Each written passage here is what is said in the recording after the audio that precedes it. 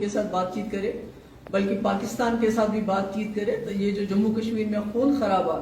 جو خون کی ہولی روز بروز چلتی رہتی ہے اس کو بند کیا جائے، اور اس کے علاوہ جو جموں کشمیر کے لوگوں کے حقوق 2019 5 اگست سے ختم کیے گئے ہیں ان کو ریسٹور کرنا 370 اور 35A کے لیے جو ہمارا ایک ملا جلا ایجنڈا ہے کچھ جماعتوں کے ساتھ کہ اس کو ریسٹور کرنے کے لیے ہماری یہ گزارش ہے کہ ایک تو ہم تو خود جدوجہد کریں گے، مگر ہم اپیل کرتے ہیں دوسری جماعتوں سے بھی کہ وہ اس میں سپورٹ کریں، اس میں ہم لوگ اکٹھا ہو جائیں، کیونکہ اگر ہم اس کے لیے اکٹھا نہیں ہوتے ہیں تو نہ تو ہمارا وجود رہے گا، نہ ہماری شناخت رہے گی، اور ہم ایک دوسرے کے ساتھ کس چیز کے لیے لڑتے ہیں پھر؟ تو اگر وہ چاہیں گے ہم ان کو سپورٹ کرنے کے لیے تیار ہیں، مگر جہاں ہمیں بھی ان کی سپورٹ کی ضرورت پڑے گی ہم چاہیں گے وہ اس مدعے پہ ہمیں سپورٹ کریں۔ اور اس کے علاوہ جو یہاں کلنگز ہوئی جس میں جو یہاں کے لوگ چاہے مسلمان ہو، چاہے سیکورٹی فورسز کا آدمی ہو، چاہے پولیس کا ہو، خاص کر جو ہمارے کشمیری پنڈت بھائی، جو ہم نے ایک ماحول بنایا تھا 2002 کے بعد ان کو واپس لانے کا، ان کو یہاں بسانے کا، اس میں کافی بڑی رکاوٹ آ گئی ہے۔ جو پچھلے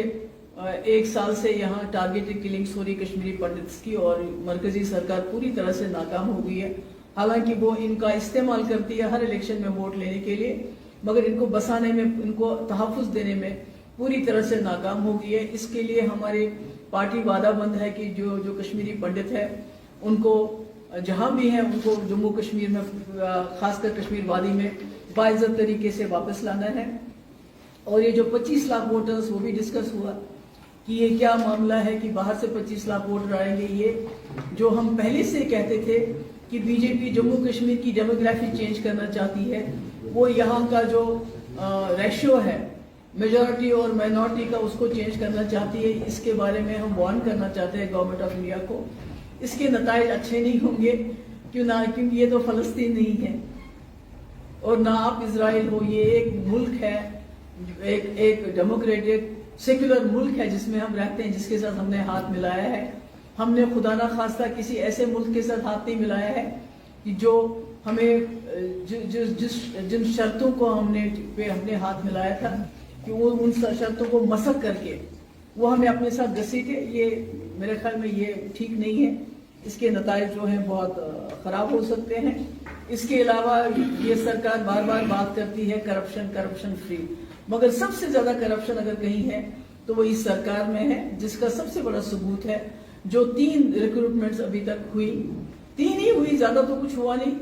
جس میں سب انسپیکٹر کی ریکروٹمنٹ، FAA کی ریکروٹمنٹ اور جونیئر انجینئرنگ جل شکتی، تینوں ان کو کلعدم کرنی پڑی، کیونکہ تینوں میں بہت بڑے پیمانے پہ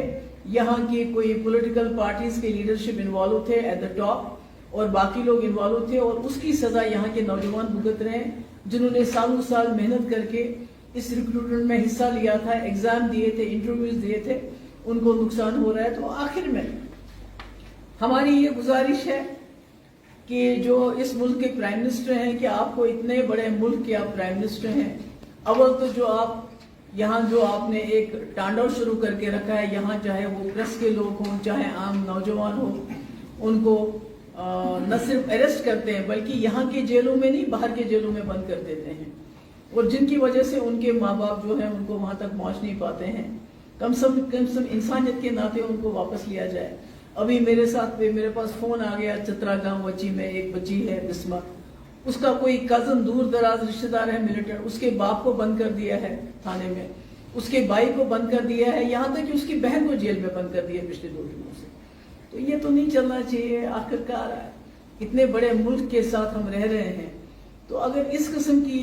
زیادتیاں ہوں گی تو مجھے لگتا ہے کہ جموں کشمیر میں جو آپ دوریاں مٹانے کی کوشش کر رہے ہیں وہ بڑھیں گی۔ اور میری یہی گزارش ہے کہ آپ جموں کشمیر کا مسئلہ جو ہے، جو واجپئی جی کی پالیسی تھی، ڈاکٹر منموہن سنگھ کی پالیسی تھی، مفتی صاحب کے ساتھ مل کے جو انہوں نے جموں کشمیر میں ایک نیا آغاز کیا تھا ڈائیلاگ کا، پاکستان کے ساتھ بھی یہاں کے لوگوں کے ساتھ بھی راستے کھلے تھے۔ آپ واگا بارڈر سے کاروبار کرتے ہو، سپورٹس ڈپلومیسی کرتے ہو، مگر جو ہمارا راستہ تھا، چاہے مظفر آباد تھا یا راولا کوٹ تھا، جہاں سے تھوڑا بہت کاروبار ہوتا تھا اور ہمارے ہزاروں نوجوان اس میں تھوڑی کمائی کرتے تھے، وہ آپ نے بند کر دیا۔ تو یہ کیسے چلے گا؟ یہ سلسلہ اس طرح نہیں چلے گا. کب تک آپ آئرن فسٹ سے جموں کشمیر کو رول کرو گے؟ آرمی کے ذریعے، ملٹری کے ذریعے کب تک یہ رول چلے گا؟ اس کو تو آپ نے چینج کرنا پڑے گا. نہیں کریں گے تو اس کا خمیازہ جو ہے آنے والے جو ہے وقت میں پورے لوگوں کو بھگتنا پڑے گا، پورے ملک کو بھگتنا پڑے گا. چلے گا کب تک آپ آئرن فسٹ سے جموں کشمیر کو رول کرو گے؟ آرمی کے ذریعے، ملٹری کے ذریعے کب تک یہ رول چلے گا؟ اس کو تو آپ نے چینج کرنا پڑے گا. نہیں کریں گے تو اس کا خمیازہ جو ہے آنے والے جو ہے وقت میں پورے لوگوں کو بھگتنا پڑے گا، پورے ملک کو بھگتنا پڑے گا.